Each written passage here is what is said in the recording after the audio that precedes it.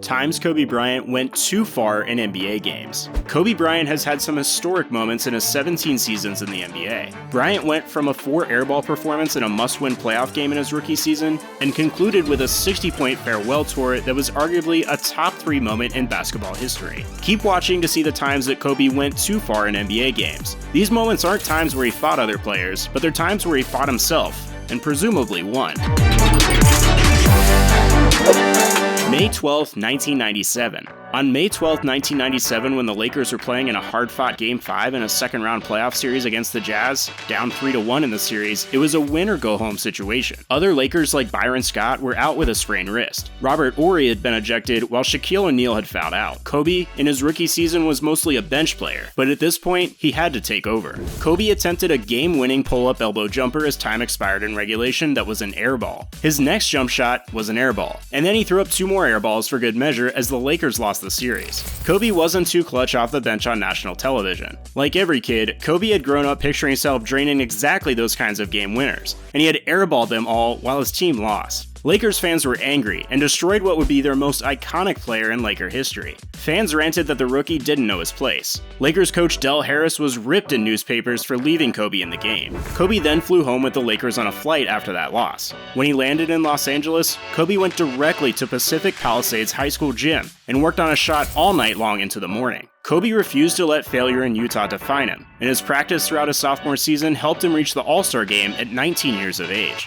Kobe put up 4 air balls in the closing seconds of a series-ending game. There weren't too many other options on the floor at that time, but 4 straight air balls was a little too far. However, his work ethic won over fans, and he earned all the respect for how he played throughout his career after that loss. The Black Mamba game. On December 20th, 2005, Kobe Bryant scored 62 points in 3 quarters against the Dallas Mavericks. What happened at Staples Center was shocking. The Lakers faced off with the Dallas Mavericks, a team that had one of the best records in the NBA. The Mavericks finished the 2005 season with 60 wins, and ultimately reached the NBA Finals. They were led by Dirk Nowitzki, and had a ton of very good defensive wings such as All-Star Josh Howard, Adrian Griffin, Devin Harris, and Marquis Daniels. Still, Kobe got in an absolute zone. The Lakers dominated the Mavericks 112-90, but the main story was Kobe, who scored 62 points and never touched the floor in the 4th quarter. In those same 3 quarters, the entire Mavericks team scored just 61 points. Kobe had 62. To recap, Kobe Bryant outscored a 60-win NBA Finals team through 3 quarters. As you could imagine, this is the only time since the shot clock was implemented that a player had done this. Kobe was just unguardable. He shot 18 of 31 from the field and 22 of 25 from the free throw line. He only made 4 3-pointers on the night. He was able to score consistently from anywhere on the floor, and he didn't just use a 3-point ball to increase his stats. No other Laker even scored in double figures on the night. Kobe took all the spotlight on this one. In the 4th quarter, head coach Phil Jackson sent assistant Brian Shaw to ask Kobe if he wanted to return to the game in the 4th quarter. Kobe didn't, and told Shaw that he'd have another night like this.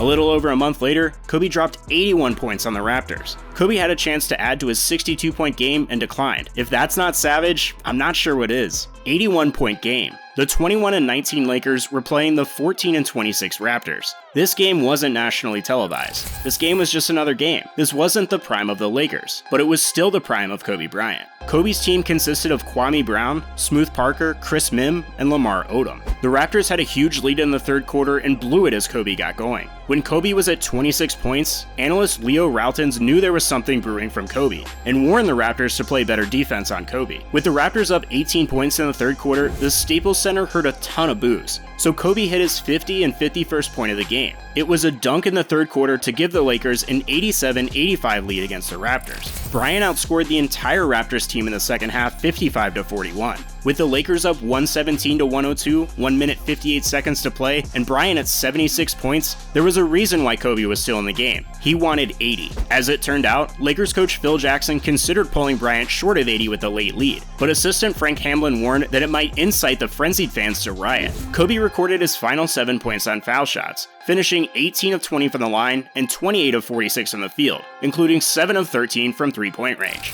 The final score was Lakers 122, Raptors 104. There were no boos at the end of this game. However, there were jaws dropping around the arena. This was not just a routine game, and I was in awe. Chuck Swirsky, the voice of the Raptors, said, looking back, "To this day, after 18 years of college basketball with DePaul and Michigan, and now in my 22nd year in the NBA, there isn't any question that this is the single most remarkable event I've ever seen and ever called. To see a man go 1-on-5, and he did go 1-on-5, whether it was Bosch, Jalen Rose, Matt Bonner, Charlie Villanueva, Joey Graham, Mo Peterson, Mike James, I can go right down the list, and he just chewed them up, and that was that. When Swersey heard of Sunday's fatal accident, however, the 81-point game was not the first thing that came to mind. Farewell game. Just 4 years ago, Kobe scored a spectacular 60 points in his farewell NBA game. Outside the arena before the game against the Utah Jazz on that day in April 13, 2016, fans had chanted, "Kobe! Kobe!" Fans paid north of $4,200 for 3 tickets that would have been $34 if it weren't Kobe's final game. The people who bought the tickets didn't seem fazed by the price. "He's the greatest of our generation," the fans said. "He's been a great inspiration for all of us." Bryant had announced his retirement via the Players Tribune. Here's a snippet from the letter.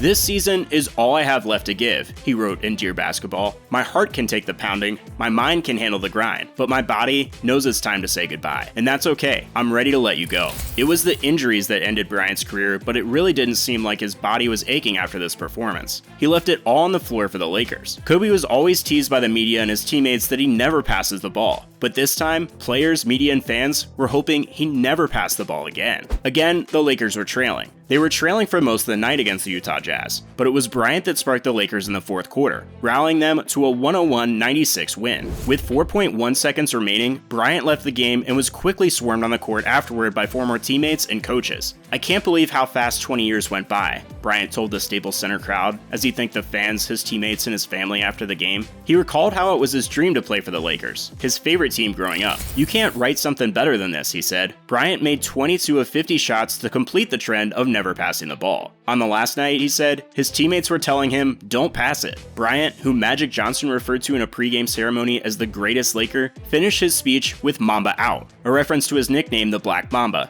a kiss, and a literal mic drop. Bryant outscored the Jazz in the fourth quarter 23-21, just like old times. With his team trailing with just under 6 minutes to go, Bryant scored 17 consecutive points for his team. With 40 seconds remaining, Bryant got the ball with the Lakers down 1 point. We've seen this before. Bryant dribbled the ball up court, surveyed the defense, headed to his left, then reversed and used a screen. With his man respecting Bryant's ability to drive, Kobe pulled up from just inside the 3-point line with 31 seconds remaining. Splash. That's Kobe for you. 60 points in his final game. Another game winner for a highlight reel full of incredible moments. Torn Achilles free throws. Lakers athletic trainer Gary Vitti saw Kobe Bryant had just torn his left Achilles tendon in an April game against the Golden State Warriors. This injury was going to affect the Lakers a ton when going to the postseason, as their star player was going to miss some time. But before taking in the reality that he'd have to sit out for a while, he pleaded one last time to take a couple free throws before exiting. The warrior that he is, Kobe says, "Maybe I can run on my heel," Vitti recalls Kobe saying. "I was like, come on, you have to go." Vitti allowed Bryant to shoot his 2 free throws. Vitti then alerted the officials and Golden State's coaching staff that the Lakers would foul immediately so Bryant could leave the game.